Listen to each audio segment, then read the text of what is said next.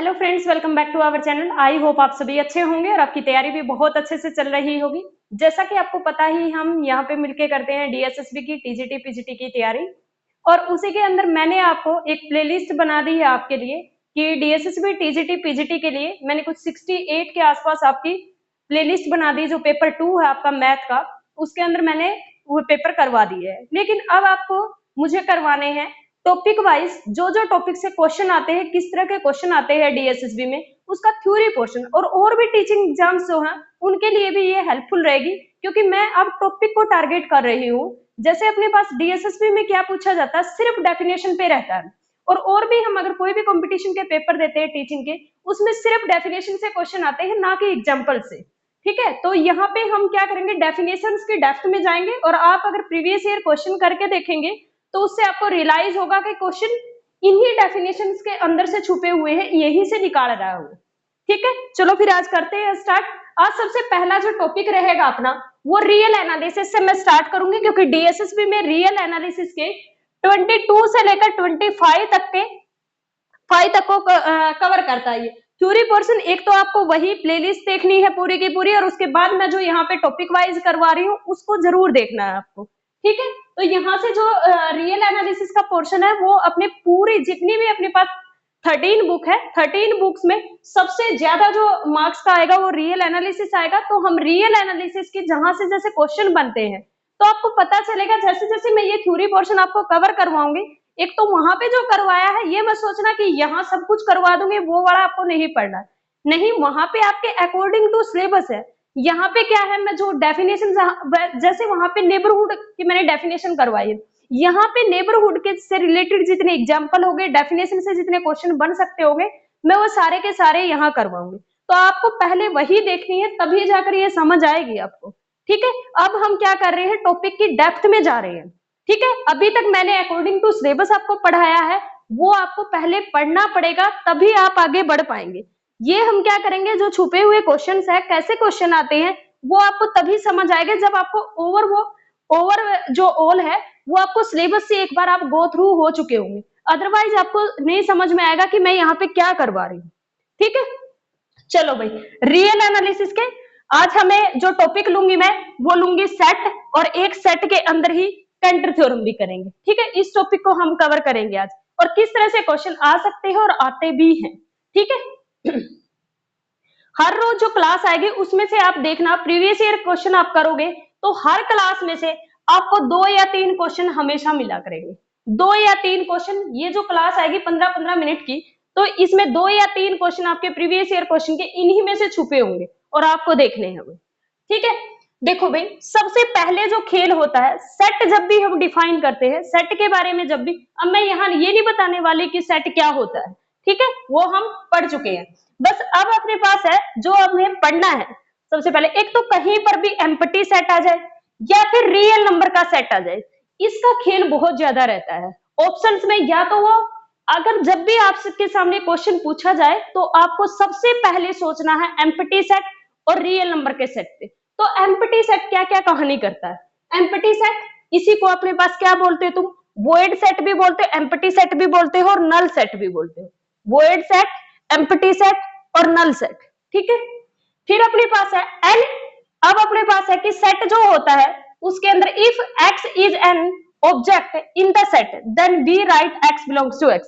अगर कोई भी x आपके पास, मैं यहां जो समझाऊंगी वो चीज, x अगर अपने पास x is set, let us suppose that x set है, तो जो भी इसके मेंबर होंगे इस सेट के अंदर कुछ ऐसे होंगे 1 2 3। ठीक है, ये 1 2 3 है जो ये मेंबर ऑफ द सेट है, और अगर ये मेंबर ऑफ द सेट है तो मैं इनको डिनोट करूंगी x belongs to x, 2 belongs to x, 3 belongs to x। ये क्या होगा, ये मेंबर ऑफ द सेट होंगे। 1 2 3 मेंबर है तो यही चीज लिखी है यहाँ। x अगर ऑब्जेक्ट है, ऑब्जेक्ट मतलब मेंबर, ऑब्जेक्ट कहिए या मेंबर कहिए, मेंबर है सेट का तो हमेशा ऐसे लिखा जाएगा। इन नोटेशन में कंफ्यूज नहीं होना है, अगर मेंबर है तो हम ऐसे लिखेंगे, अगर सबसेट है तो हम ऐसे लिखेंगे। ठीक है, तो ये अपने पास मेंबर ऑफ द सेट है तो हम ऐसे लिखेंगे इसको, x belongs to x। x अपने पास क्या है, ये x है, ऑब्जेक्ट है सेट का, यानी कि member of the set. Object से नहीं समझ में आ रहा तो अपने पास मेंबर कर लो, मेंबर ऑफ द सेट है तो इस तरह से लिखेंगे, if x belongs to x, अगर x मेंबर है x का तो फिर और देन तो x अपने पास सबसेट नहीं हो सकता। अगर ये नहीं हो सकता कि कोई मेंबर सबसेट भी हो, नॉन एम्प्टी, बस ये ध्यान रखना ये x नॉन एम्प्टी होना चाहिए, कोई भी नॉन एम्प्टी, ठीक है, कोई भी नॉन एम्प्टी मेंबर और सबसेट दोनों चीजें नहीं हो सकती, मतलब खुद का मेंबर, कोई भी सेट खुद का मेंबर नहीं होता है, कोई भी सेट, जैसे x एक सेट है तो ये x कभी भी बिलोंग नहीं करेगा x से, x जो है हमेशा सबसेट ही होगा x का, अगर x क्या है, नॉन एम्प्टी है, ठीक है, x अगर नॉन एम्प्टी है तो कभी भी मेंबर नहीं बनेगा, हमेशा क्या बनेगा, सबसेट बनेगा, ठीक है। लेकिन जो अपने पास फाई है एम्प्टी सेट फिर खेल करता है, एम्प्टी सेट मेंबर भी होता है इस सेट पीए का और एम्प्टी सेट सबसेट भी होता है इस पीए का, ये एक्सेप्शनल है, इसको ध्यान रखना, यही पिछली बार प्रीवियस ईयर में यही आया हुआ question, phi belongs to P A और phi subset of P A, both are the true, phi अपने पास एक ओनली फाई ही ऐसा सेट होता है जो मेंबर भी होता है सेट का और सबसेट भी होता है सेट का, और कोई भी ऐसा सेट नहीं होता जो, ऐसा कोई भी सेट ही नहीं है कि अपने पास सेट है तो मतलब सबसेट है, वो सेट बोल रही हूँ ना इसको, तो वो मेंबर कभी हो ही नहीं सकता, तो अपने पास कोई भी ऐसा एलिमेंट, ऐसा मेंबर नहीं होता जो उस सेट का सबसेट भी बन जाए और उसका मेंबर भी बन जाए, लेकिन फाई ऐसा करता, फाई बिलोंग भी करता है पीए से और फाई सबसेट भी होता है पीए का, ठीक है भाई, तो ये चीज आपको ध्यान रखनी है। नेक्स्ट अपने पास नो, बस वही चीज लिखी है, no non empty set belong to itself, कोई भी नॉन एम्प्टी सेट खुद से बिलोंग नहीं करेगा, हमेशा सबसेट ही बनेगा। नेक्स्ट अपने पास आती है सेट बिल्डर फॉर्म, अगर सेट की बात कर रहे हैं तो सेट बिल्डर फॉर्म होती है, एक अपने पास रोस्टर फॉर्म होती है, रोस्टर फॉर्म के अंदर अपने पास अगर रोस्टर फॉर्म लिख रहे हैं, रोस्टर फॉर्म में क्या होते हैं, अपने पास टपल्स आते हैं, यानी कि ऑर्डर्ड पेयर आते हैं, ए बी और ए, जैसे ऐसे लिख देंगे ए बी सी डी, ये अपने पास होती है रोस्टर्स फॉर्म। और जो सेट बिल्डर फॉर्म होती है उसके अंदर एक तो टाइप ऑफ द ऑब्जेक्ट बताते हैं और फिर उन ऑब्जेक्ट्स का रूल डिफाइन करते हैं, पहले टाइप ऑफ द ऑब्जेक्ट बताएंगे फिर ऑब्जेक्ट्स का क्या बताएंगे, रूल बताएंगे, कैसे, यहाँ लिखेंगे x such that x belongs to natural number, मतलब सारे के सारे नेचुरल नंबर का सेट है, समझ में आया, यहाँ लिख देंगे x, यहाँ लिख देंगे x बिलोंग्स टू इंटीजर्स, मतलब इंटीजर्स का सेट है, यहाँ लिख देंगे x बाय में 3 और यहाँ लिख देंगे कि x belongs to natural number, यानी कि नेचुरल नंबर डिवाइड बाय में 3 क्या अपने पास सेट बनेगा, ठीक है, तो ये अपने पास होती है set builder form.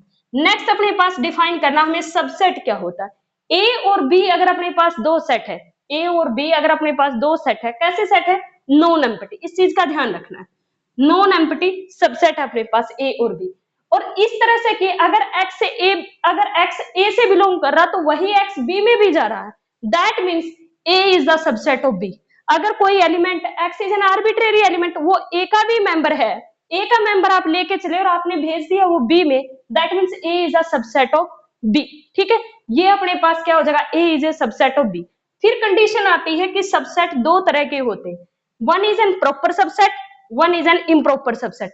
Proper subset अपने पास क्या होता है, प्रॉपर सबसेट अपने पास होता है प्रॉपर सबसेट को अपने पास लिखते हैं a is a proper subset of b, या तो ऐसे लिख लो या फिर ऐसे भी लिख सकते हो, ठीक है, that is the proper subset. Proper subset का मतलब होता है एटलीस्ट वन एलिमेंट ए में लेसर होगा बी से, एटलीस्ट वन एलिमेंट, मैं ये नहीं कह रही एक ही होगा, एक से ज्यादा भी हो सकते हैं, या तो ये कह लो कि ए का जो पोटेंशियल है वो अपने पास लेसर होगा बी के पोटेंशियल से, ठीक है, दूसरा अपने पास कह सकते हैं कि बी का पोटेंशियल लेसर ग्रेटर होगा ए से, यानी कि एटलीस्ट वन मेंबर होगा जो ए में कम होगा बी से, या फिर एटलीस्ट वन मेंबर ग्रेटर होगा बी में ए से, ठीक है, that is a proper subset है अपने पास, ये प्रॉपर। फिर अपने पास आता है इम्प्रॉपर सबसेट, इम्प्रॉपर के अंदर इम्प्रॉपर की नोटेशन ये होती है, ये इक्वालिटी भी आती है साथ में, इम्प्रॉपर का मतलब ये है इन दोनों का पोटेंशियल सेम भी हो सकता है, यानी कि सारे के सारे एलिमेंट बी के हो सकते हैं, बी के सारे एलिमेंट ए के हो सकते हैं, और हो सकता है ए का पोटेंशियल लेस हो, यानी कि इसके अंदर कम मेंबर भी हो सकते हैं बी से और बी के इक्वल भी हो सकते हैं, ठीक है, तो every improper subset is an proper subset but every proper subset not be an improper subset, ये भी यहां से निकल जाएगा, ठीक है, आई बात समझ में। फिर आता है अपने पास पावर सेट, और इसको ध्यान से देखना, पावर सेट क्या होता है, ए के जो मेंबर है ए के जो member, let us suppose that 1 2 3 है, ए के जो मेंबर है सारे के सारे ए के मेंबर इसके सेट बनेंगे। तो जब भी मैं ये बोलूं, यहां से दो चीजें निकल के आते हैं। अगर मैं ये बोल रही हूं x belongs to A, this implies that x is the subset of A. ये ध्यान रखना, अगर x ए का मेंबर है तो x पी ए का सबसेट बनेगा। ठीक है, x अगर ए का मेंबर है तो x सबसेट बनेगा पी ए का। वही चीज लिखी है, वो सारे के सारे x आएंगे जो सबसेट ऑफ ए होंगे। तो पावर सेट क्या होता है अपने पास, collection of all subset of A, तो वो पावर सेट ऑफ ए हो जाएगा। ठीक है, नंबर ऑफ एलिमेंट अगर पूछे या कार्डिनलिटी पूछे इस सेट की, तो वो होती है अपने पास ट्वाइस ऑफ कार्डिनलिटी ऑफ ए, यानी कि जितने, अब इसमें 3 एलिमेंट है तो 2 की पावर 3, पावर सेट ऑफ ए के अंदर टोटल नंबर ऑफ क्या आएंगे 8 एलिमेंट जो इसके मेंबर होंगे। अब देखो मैं ये लिखूंगी 2 बिलोंग्स टू ए होगा एंड 2 अपने पास सबसेट होगा पी ऑफ ए का, ये ऐसे देगा नोटेशन। ठीक है, ये 2 कभी भी पी ए से, लेकिन ये चीज गलत हो जाएगी कि 2 बिलोंग्स टू पी ए, ये कर देते हो, ये गलत है। 2 कभी भी बिलोंग नहीं करेगा पी ए से, 2 सबसेट होगा पी ए का अगर 2 मेंबर है ए का। तो ये ध्यान देने वाली बात इस चीज का, बस ये पावर सेट लिखने का बस मेन रीजन यही है। दूसरा यहां से पूछ सकता है कार्डिनलिटी ऑफ द सेट, तो 2 की पावर कार्डिनलिटी ऑफ ए की कार्डिनलिटी 3 है तो 2 की पावर 3, तो 8 नंबर ऑफ इसके जो मेंबर होंगे वो 8 होंगे किसके अंदर, पावर सेट ऑफ ए में, अगर ए में मेंबर 3 है। आई बात समझ में? चलो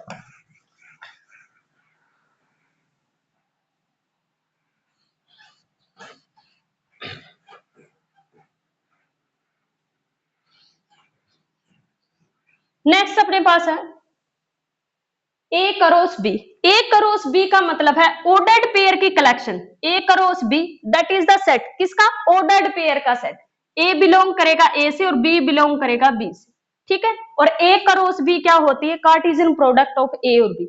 अगर इसमें नंबर ऑफ एलिमेंट निकालने हैं तो number of element A cross B equal होते हैं एन ऑफ ए इंटू में एन ऑफ बी। ठीक है, इसमें कितने मेंबर आएंगे, ए में कितने मेंबर है, बी में कितने मेंबर, उनकी मल्टीप्लाई कर दो और इसी को अपने पास कार्डिनलिटी बोलते हैं। ठीक है, तो ये था अपने पास। नेक्स्ट अपने पास आ रखा है कि ऑर्डर्ड पेयर है दो, A B ordered pair, B A ordered pair के इक्वल तभी होगा जब A is equal to B होगा। अगर A is equal to B है तो ये ऑर्डर्ड पेयर इक्वल होंगे, और अगर ये ऑर्डर्ड पेयर इक्वल है तो ए इज इक्वल टू बी होगा। नेक्स्ट अपने पास एक सेट डिफाइन हुआ है नया। अब थोड़ा सा ध्यान देना है, मैं सेट का जिक्र करूंगी। सबसे पहले मैंने आपको एम्प्टी सेट के बारे में बताया जितना कुछ आ सकता था। नेक्स्ट अपने पास एक सेट एसएन। एसएन क्या है अपने पास, इनिशियल सिंबल्स है 1 2 3 एन। जैसे ये अपने पास क्या है, इनिशियल सिंबल्स है एन, नेचुरल नंबर एन को जनरेट करने के लिए, नेचुरल नंबर एन को बनाने के लिए। और जो ये एसएन सेट होता है ये फाइनाइट सेट होता है, और इसकी कार्डिनलिटी अगर कोई पूछ ले तो इसकी कार्डिनलिटी एन होती है। ठीक है, तो ये कैसा सेट होता है, फाइनाइट सेट। और इसके जो ये होते हैं इनको क्या बोलते हैं अपने पास, that is the initial symbols, यानी कि इन्हीं से नेचुरल नंबर जनरेट हुआ है। कैसे, जैसे ये एक सिंबल लिखा और इसका सक्सेसर इसमें ऐड हो गया तो अपने पास फिर आगे इसका सक्सेसर, इसका सक्सेसर, इस तरह से अपने पास क्या हुए, नेचुरल नंबर फॉर्म हुए।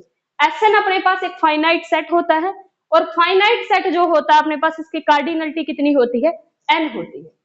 ठीक है, नेक्स्ट अपने पास आता है सिमिलरिटी ऑफ द सेट। दो सेट को हम सिमिलर कब बोलेंगे, ये डेफिनेशन है, टू सेट ए और बी आर सिमिलर। दो सेट है अपने पास ए एंड बी, उन सेट को हम क्या बोलेंगे, सिमिलर बोलेंगे। सिमिलर बोलेंगे कब, if there exist a bijection between them. ये चीज का ध्यान रखना, यहां लिखा देयर एग्जिस्ट, यानी कि आपको सिर्फ कम से कम एक चाहिए, हो सकता है एक से ज्यादा हो जाए, हो सकता है अकेली एक हो। अगर एक भी बाइजेक्शन मिल गई ना, ये सेट ए है ये बी, इनके बीच में बाइजेक्शन मैपिंग, बाइजेक्शन का मतलब 1 1 एंड ऑन 2, एटलीस्ट एक चाहिए हमें। क्या चाहिए, एटलीस्ट 1।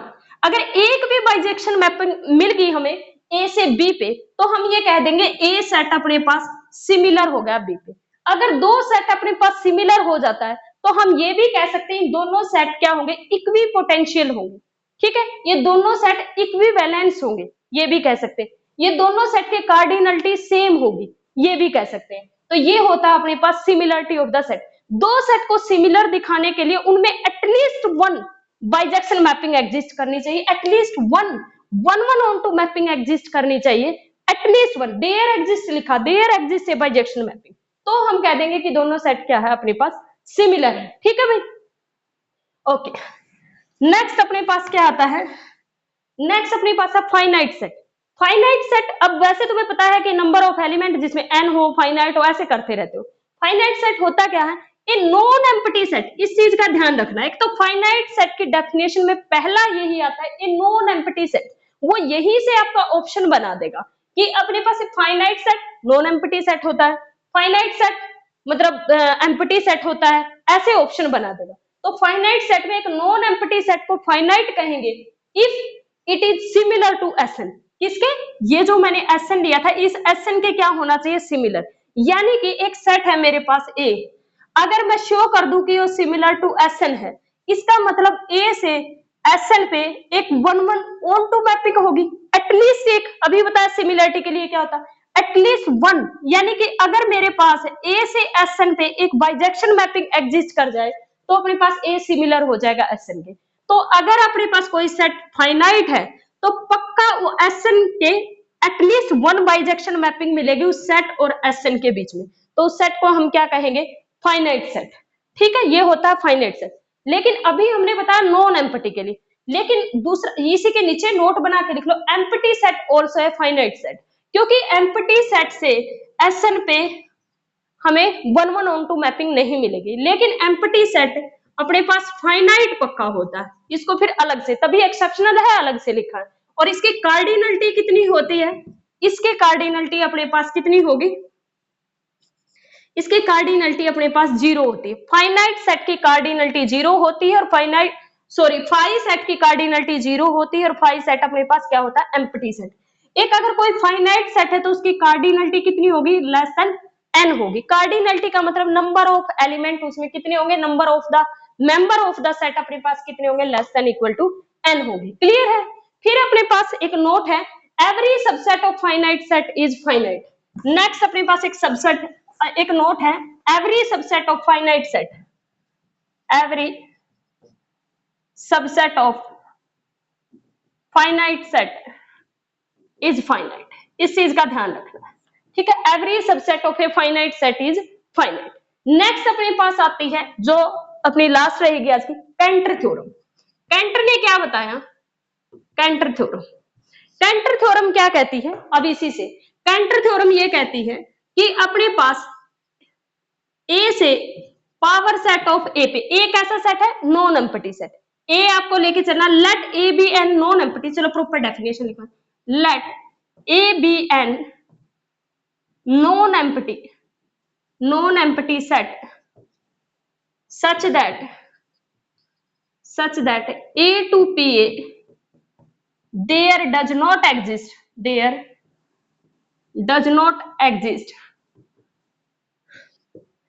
any onto mapping, एक भी ऑन टू मैपिंग एग्जिस्ट नहीं करनी चाहिए, एक भी एग्जिस्ट करगी तो फिर गड़बड़ हो जाएगी। कैंटर सेट ये कहता है, कैंटर थ्योरम ये कहती है कि ए से पावर सेट ऑफ ए पे कोई भी ऑन टू मैपिंग एग्जिस्ट नहीं करेगी। ठीक है, there does not exist a onto mapping, इसी की जगह लिखा आ सकता है there does not exist bijection mapping, ये भी कह सकता है बाइजेक्शन मैपिंग। और कैंटर थ्योरम की हेल्प से ही हम प्रूफ करेंगे कि जो अपने पास रियल नंबर है वो अपने पास क्या होता है, अनकाउंटेबल है। ठीक है, और अपने पास इसीलिए बताएंगे कि इसका पोटेंशियल आगे करेंगे उसके अंदर, जब मैं अभी नेक्स्ट जो लेक्चर आएगा इसी पे बात करेंगे। अभी तक आपको याद रखना है, ए अगर कोई नॉन एम्प्टी सेट है, ए अगर अपने पास कोई भी नॉन एम्प्टी सेट है तो ए से पावर सेट ऑफ ए के ऊपर कोई भी ऑन टू मैपिंग एग्जिस्ट नहीं करती, एक भी नहीं करती है। There does not exist any onto mapping, और ये भी लिख सकता है there does not exist bijection mapping. ठीक है, वन कर सकती है लेकिन ऑन टू कभी नहीं करेगी। ठीक है भाई, तो ये थी अपने पास कैंटर थ्योरम। तो आज आपको यही रिवाइज करना है, इतना ही पढ़ना है। मिलते हैं नेक्स्ट क्लास में, नेक्स्ट क्लास में इससे आगे का पढ़ेंगे और इससे जो भी अपने पास इंपॉर्टेंट होगा इसकी कॉपी बनानी है। एक चैनल को ज्यादा से ज्यादा लोगों तक शेयर करना है, चैनल को सब्सक्राइब करना है। Thank you so much, bye bye, मिलते हैं नेक्स्ट क्लास में।